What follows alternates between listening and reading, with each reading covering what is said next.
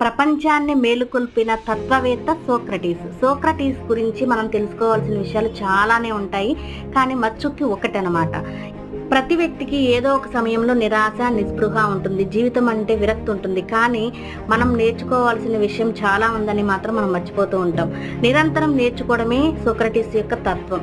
ఆయన యొక్క మాటలకి గ్రీకు దేశ ప్రజలు ప్రలోభపడుతున్నారు భావించిన గ్రీకు దేశం సోక్రటీస్కి మరణశిక్ష విధించింది. ఆ మరణశిక్ష ఏంటంటే విషం దాగి చనిపోవడం. ఆయన 1 గంటలో విషం దాగి చనిపోవాల్సిన అవసరం ఉంది. కానీ ఆ టైంలో కూడా సోక్రటీస్ నేర్చుకోవాలనే ఆశ, ఆయనలో కోరిక అతని మరణాన్ని గురించి ఆలోచించనివ్వకుండా చేస్తుంది. ఒక బిచ్చగాడు చెట్టు కింద కూర్చుని ఒక వాయిద్యంతో ఒక రాగం పాడుతూ ఉంటే అది చూసి ఆయన నేర్చుకోవాలనే ఆశ కలిగింది. సోక్రటీస్ చివరి కోరికగా ఆ రాగం నేర్చుకోవాలనిపించింది. అతన్ని పిలిపించి అరగంటలో సాధన చేసి అరగంటలో రాగం నేర్చుకుని ప్రశాంతంగా విషం తాగి చనిపోయాడు.